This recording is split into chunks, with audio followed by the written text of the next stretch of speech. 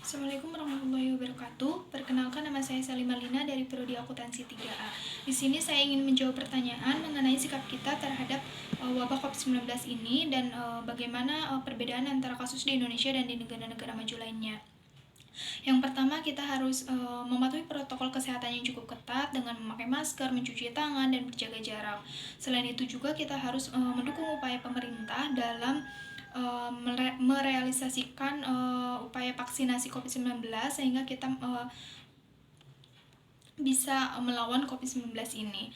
Kemudian apa perbedaannya di kasus di Indonesia dan kasus di negara maju lainnya, yaitu pada tingkat kasus di Indonesia ini tingkatnya masih tinggi, sedangkan kasus di negara-negara maju tingkatnya itu sudah mulai turun. Dikarenakan di negara-negara maju tingkat protokol kesehatannya itu sangat ketat dan masyarakatnya pun sangat patuh dan taat terhadap peraturan pemerintah dalam mematuhi protokol kesehatan. Selain itu juga tingkat vaksinasinya pun sudah hampir lebih dari 70% terrealisasikan. Sedangkan di negara Indonesia ini masih dibilang cukup rendah tingkat merealisasikan vaksinasinya, sehingga tingkat virus COVID-19 ini masih tinggi di negara Indonesia.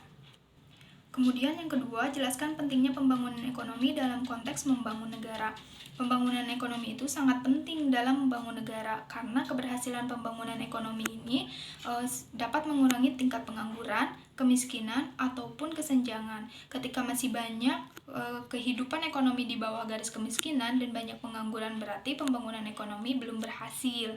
Dalam pembangunan ekonomi ini tidak hanya fokus pada pendapatan ekonomi saja, tetapi juga modernisasi kegiatan ekonomi. Sekian dari saya. Wassalamualaikum warahmatullahi wabarakatuh.